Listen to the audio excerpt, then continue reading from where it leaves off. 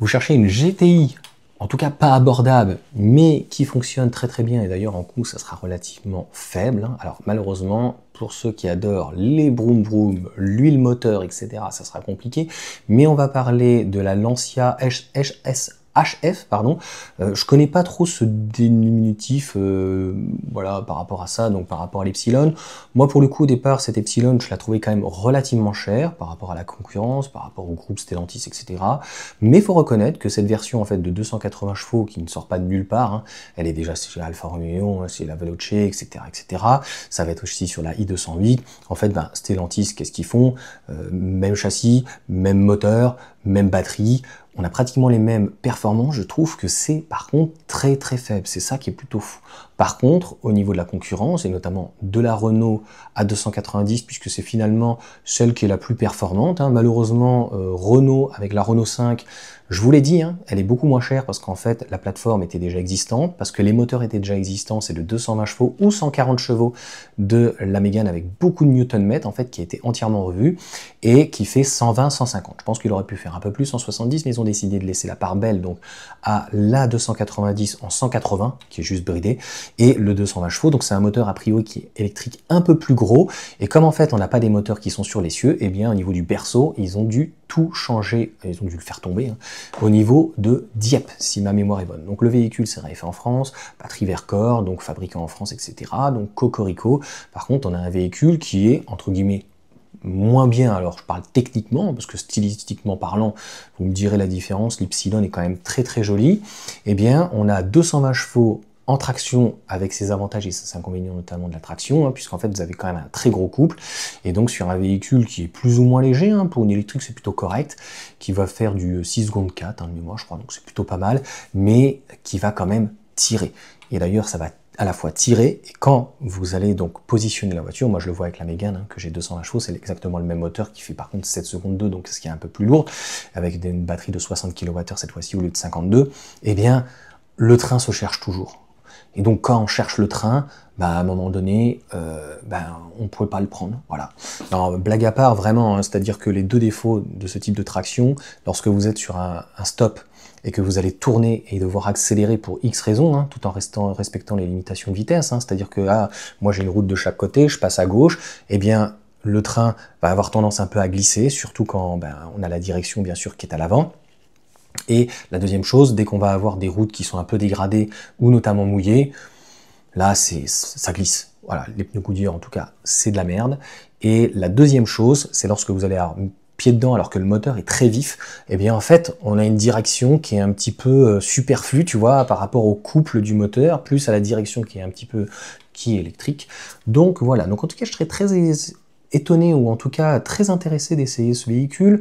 Je n'ai plus la répartition des moteurs, hein. Logiquement ça doit être le 156 chevaux devant et à l'arrière, donc le reste, là où je suis étonné, autant sur l'Alpha, qui est un peu un SUV, hein, quand même, qui est un petit peu plus grand, etc. On était aux alentours des 6 secondes, à mémoire 50 secondes 9, 6 secondes 1. J'étais quand même étonné pour 280 chevaux, je trouve que c'est un peu léger, même par rapport à un véhicule thermique. Normalement, le véhicule électrique a beaucoup plus de couple, donc un 0 à 100 devrait être abattu beaucoup plus rapidement. Là, on est à 5 secondes 6 ou 5 secondes 7, je crois, en France. Donc, cette Lancia Ypsilon, je trouve que c'est un peu léger au niveau des performances. Il faudra voir les sensations, parce qu'il n'y a pas que les performances, il y a aussi la sensation, donc si finalement elles sont bonnes. Mais pour 280 chevaux en 4 roues motrices, je pense qu'on aurait pu avoir quelque chose de beaucoup mieux, en dessous des 5 secondes. Au final, le meilleur rapport qualité-prix aujourd'hui à 40 000 €, ça reste, et encore, hein, si on ajoute quelques options, on peut vite arriver à 44-45. Eh bien, on a une Model 3, donc on a quand même un véhicule qui est différent, on n'a plus une citadine, donc c'est quand même fou de se dire qu'on a une berline, alors qui sera peut-être moins pratique pour se garer en ville, mais une belle petite propulsion qui fait d'ailleurs 6 secondes 1, je crois qu'il fait 5 secondes 2 ou 5 secondes 4 de mémoire en propulsion, donc grande autonomie.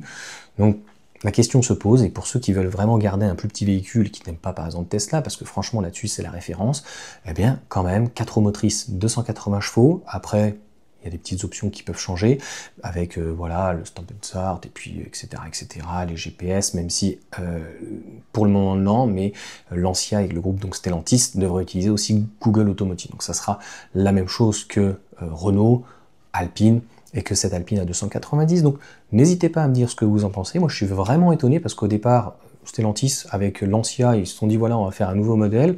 En termes de style, je l'ai jamais vu, elle est plutôt, il y a un petit néo-rétro, c'est plutôt assez joli. Je trouve que c'est plutôt réussi, mais je trouvais que ben, c'était des prix délirants comme une 208 GT, pardon, quand tu prends une i208 GT, donc 156 chevaux, c'est pratiquement 40 000 euros, c'est 39 000 des banales. Donc là, concrètement, un véhicule qui est sportif, un véhicule qui fait 4 roues motrices et 280 chevaux avec la même batterie, une autonomie qui n'est pas folle, c'est plutôt pas mal. Par contre, encore une fois, ça fait quand même très cher donc pour une citadine GT, GTI ou tout ce que vous voulez, puisque avant, quand on avait des petites polos, même les 2 litres, les R ou autres, là, qui faisaient THP, donc 180, 200 chevaux, les 1 litre 8, 292 chevaux, etc., qui étaient aux alentours des 6 secondes, c'était des véhicules qui étaient à 25-30 000 euros. Donc c'est quand même fou de se dire que il y a encore quelques temps, une DS3 Racing, c'était 24 000 euros par exemple. Donc le 1 litre 6 THP qui faisait de mémoire donc 203 chevaux. C'était dans les 6 secondes. Donc là, on ne gagne pas forcément plus en performance. La seule chose qui est intéressante sur l'électrique, c'est de pouvoir proposer 4 roues motrices. Et donc ça, l'Alpine A290 ne l'a pas. Il devrait le faire, et ça devrait faire donc 300 chevaux, donc 80 ou 100 chevaux en tout cas supplémentaires donc à l'arrière. A priori, c'est pas ça qui coûte forcément plus cher, mais normalement, ça devrait faire augmenter le ticket de 3 à 4 000 euros. Donc ça sera très intéressant de savoir ce que l'Alpine va pouvoir proposer donc en performance. À titre personnel, ça peut m'intéresser, mais à un moment donné, il y a une réalité économique qui est que ces véhicules qui sont performants en 4 roues motrices et qui fonctionnent bien, bah, 40-45 000 euros, je me pose quand même la question, voilà, d'une Tesla. Après, vous avez un très très beau jouet aussi qui vaut moins cher, mais il est chinois, c'est la MG4. On est à 40 000 euros, souvent on a des remises de 4, 5, 6, 7 000 euros, donc moins de 35 000 euros en tout cas. Pour de mémoire, 435 chevaux. De base, c'est une propulsion, mais pour l'avoir essayé, on a plus de puissance en tout cas à l'avant, donc je pense qu'on doit avoir 230 à l'avant et les 204 qui sont restants et pas 230 donc à l'arrière. C'est 3 secondes 8. C'est quand même fou, au-delà de Tesla qui innove dans la tech et dans les voitures électriques, que finalement nos constructeurs, sur 100 ans, sont très bien restés sur le thermique, mais par contre sur l'électrique, je trouve que ça manque un petit peu de performance. Une citadine quand même française, européenne ou autre, fabriquée en France, en Italie, en Espagne ou dans les pays de l'Est ou quoi que ce soit, comme ça peut être avec Alpha éventuellement, que c'est en Pologne je crois de mémoire, peu importe que ça soit la Roumanie, 40-45 000 euros, je pense que ça mériterait mieux en fait, notamment en termes de performance, et c'est pas la puissance 280 ou même demain 300 chevaux sur la A290, mais 5 secondes 6, 50 secondes 7, j'aurais pensé que ça aurait été mieux, surtout que c'est un véhicule pour une citadine, malgré des batteries et tout, qui est plutôt pas très très lourd. Et pareil, la consommation, c'est quand même fou de se dire que pour 280 chevaux, 5 secondes 6, c'est des véhicules en ville qui consommeraient énormément. Dès que vous allez commencer à attaquer avec un turbo ou autre, vous prenez par exemple une équivalence d'une Aygo, par exemple, d'une Yaris, pardon, GR, on est sur un 1,5 litre, je sais plus si on est repassé, je crois que c'était un 3 cylindres, on est repassé sur un 4 cylindres, on est dans les 240, 260 chevaux, bref, ça marche encore plus fort. C'est finalement un peu moins cher de mémoire, mais à cause du malus, elle est complètement démontée, et c'est des véhicules qui proposent autre chose. En tout cas, par contre, la consommation, elle, comme je viens de l'évoquer, elle est complètement délirante. C'est des véhicules où tu es facilement à 10 litres, à bientôt peut-être, avec les conflits qu'il peut avoir, 2 litres, 2 euros du litre ou 3 euros du litre. C'est le gros avantage donc, de l'électrique et le bruit, c'est-à-dire le calme. Après, c'est vrai qu'il y a un travail qui peut être fait, comme à Barthes éventuellement, dans le groupe Stellantis, mais sans avoir un bruit artificiel, on peut aussi entendre le bruit du moteur qui peut être agréable, électrique notamment, qui bien sûr prend des tours, ça dépend de certains, c'est entre 13 et 17 000 tours, donc c'est quand même énorme.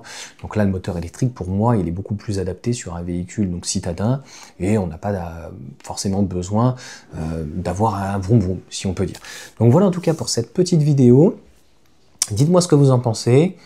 Alpine A290 ou donc Lancia Ypsilon HF, ou une Model 3, ce serait une grande autonomie ou une standard éventuellement donc en propulsion, parce que la 4 roues motrices est beaucoup plus chère et sera d'ailleurs beaucoup plus performante, c'est incomparable.